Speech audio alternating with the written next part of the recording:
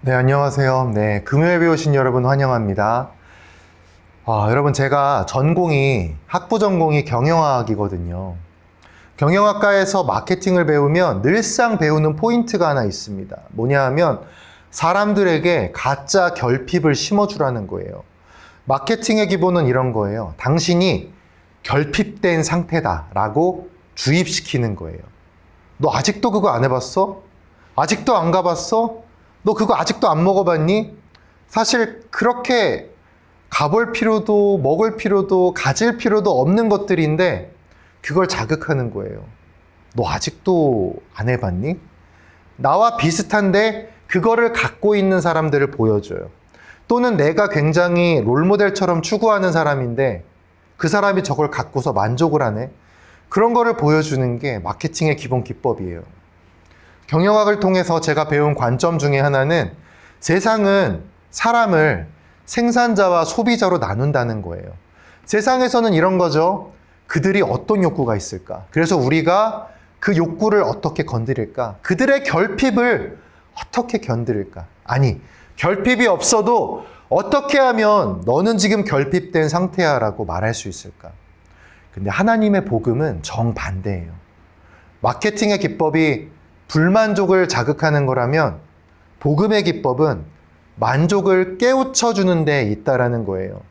세상에서 가장 귀한 예수님을 알고 있고 하나님 나라를 소유하고 있고 그 나라로 들어가는 과정 속에서 우리가 살아가는 것.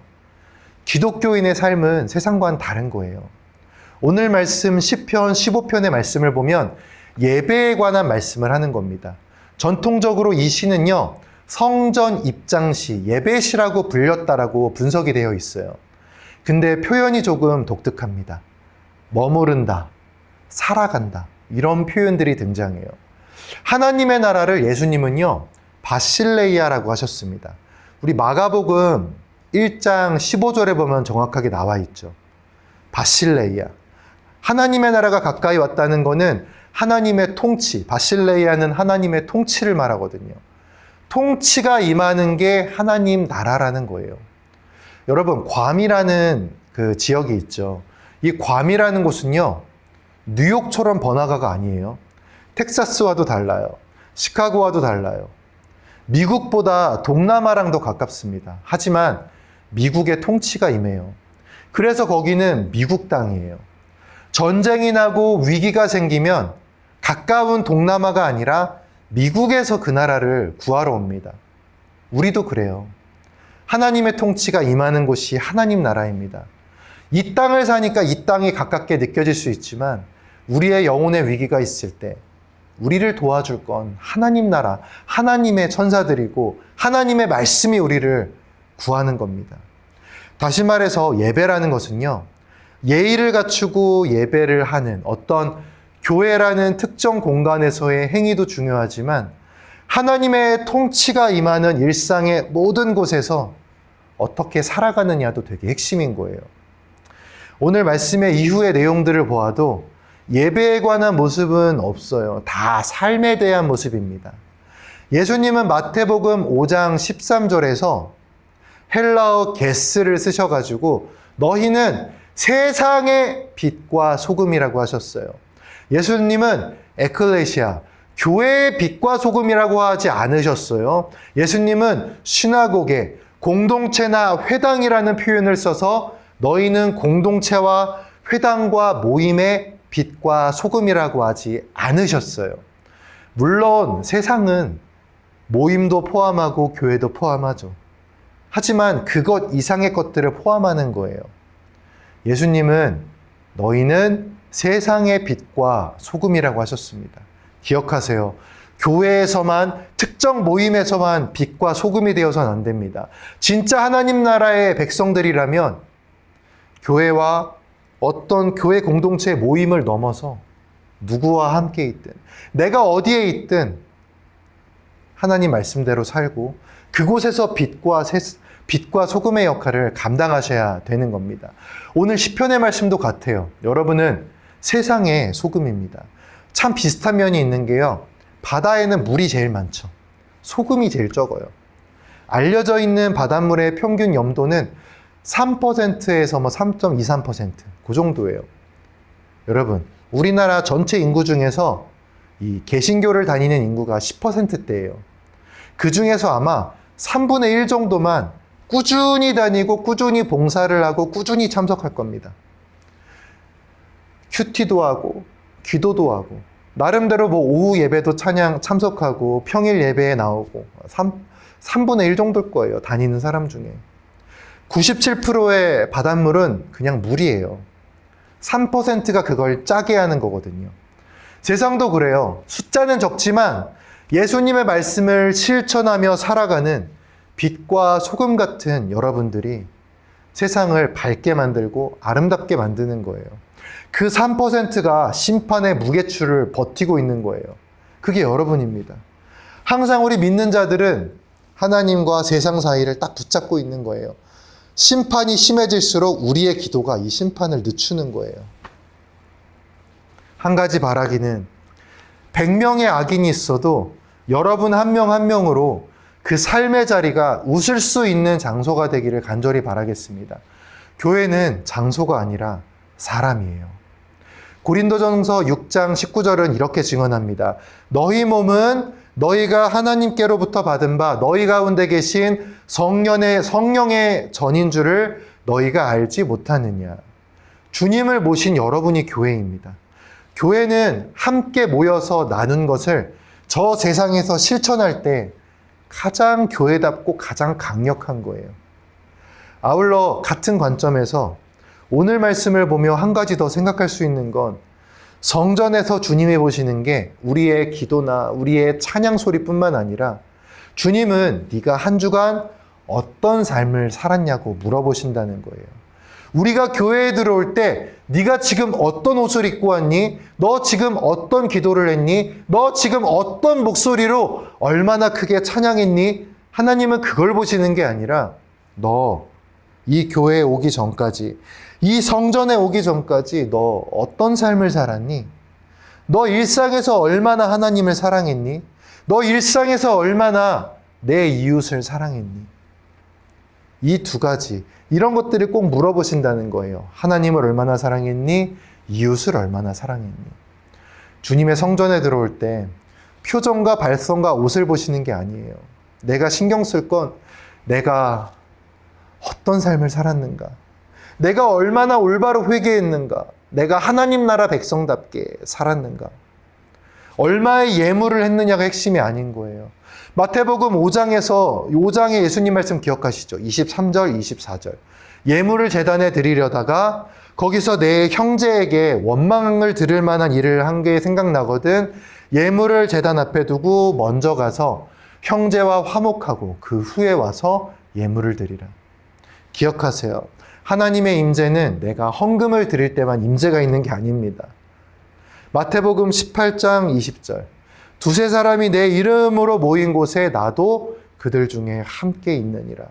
내가 이웃과 머물 때 예수님의 말씀을 품고 하나님을 품은 내가, 주님을 품은 내가 누군가를 만나는 일터와 가정, 주님을 품은 내가 누군가를 만나는 그 모든 곳에 주님이 함께 계십니다. 주님이 계신 걸 알면서도 거짓된 마음을 지닌다면 눈앞에 계신 주님을 주님으로 인정하지 않는 거죠. 그건 주님이 아닌 거죠. 오늘 말씀처럼 정직하고 주님의 공의를 지키고 진실을 말하고 혀로 욕하지 말고 악을 행하지 말고 비방하지 말고 세상이 아닌 하나님 아래에 있는 자들을 두려워할 줄 알고 뇌물을 받지 않고 남을 억울하게 하지 않고 이자를 받지 말고 돈을 꾸지 않고. 오늘 말씀 보면 다 이웃에 관한 거잖아요. 나 혼자 하는 게 아니라 내가 누군가를 만났을 때 이 세상을 살아가면서 내가 어떻게 행동하느냐에 대한 문제잖아요. 하나님께 나아오면서 이웃을 짓누르고 있다? 옳지 않은 거예요. 하나님의 백성은 정직해야 됩니다. 왜 그렇죠? 숨지 못하기 때문이에요. 말씀에 적혀 있는 이 말씀을 믿지 못하고 숨길 수 있다라고 생각하면 어리석음으로 죄를 짓게 되는 거예요. 서운한 건 해로울지라도 지켜라. 이건 안 좋은 약속을 지켜라. 여기에 포인트가 있는 것이 아니라 함부로 맹세하고 함부로 서원하지 말라는 거예요. 그리고 여기 여러분 이자에 관한 얘기 나오죠. 이거는 신명기 15장, 24장에 가장 잘 나와 있습니다. 무언가를 빌린 사람이라면 약자일 거잖아요. 돈이 넘쳐나는데 막 빌릴 일은 없잖아요. 그리고 돈이 넘쳐나는데 이익을 위해서 빌린 사람이라면 갚을 걱정도 하지 않겠죠. 근데 여기서 말하는 이자라는 건 약한 사람이 빌린 돈에 대한 걸 거예요. 그런 사람에게 돈 뜯어가지 말라는 거예요. 고대 근동은 이자율이 30%가 넘어갔어요. 약자를 배려하고 누군가의 인생의 짐을 덜어주는 삶. 내가 손해를 보더라도 그 손해보는 걸 선택할 수 있느냐는 거. 그게 하나님 나라 백성을 가른다는 거예요. 성전에 들어올 때 주님이 물으시는 건 그건 거예요. 너 약자를 배려하며 살았니? 내가 그렇게 하라고 명령했잖아. 너 누군가의 무거운 짐을 덜어주며 살았니? 내가 그렇게 살으라고 명령했잖아. 너 어렵고 힘든 자를 위해 손해보려고 했니? 내가 그렇게 살으라고 했잖아. 하나님의 백성은 그렇게 사는 거거든. 너 그렇게 살고 이곳에 온 거니? 내 앞으로 나온 거니? 먼저 회개하렴. 주님은 그 말씀을 하시는 거예요. 어떻게 우리가 손해보며 살 수 있죠?